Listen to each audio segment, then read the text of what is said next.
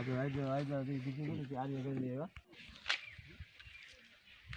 Hi guys, फिलहाल अभी खेत पे हम काम करने को आए हैं। आपको खेत का सीन पूरा दिखाऊंगा। हम मगफड़ी निकालने को आए हैं। देखो ये सब मगफड़ी ये सब है, ये सब निकालने आए हैं यहाँ से।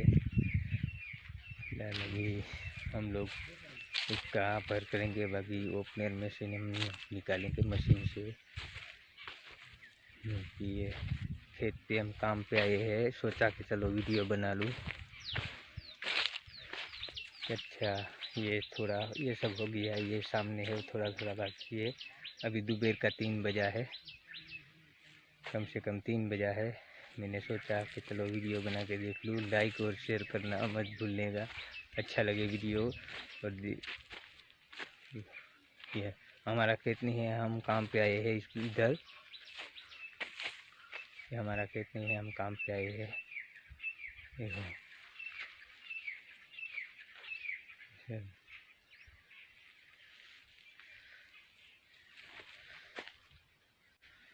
ये हमारा खेत नहीं, हम काम पे आए हैं, इसलिए सोचा कि चलो वीडियो बना लूँ। ये वीडियो अच्छा लगे तो लाइक और शेयर करना है वीडियो, आपको अच्छा लगे तो।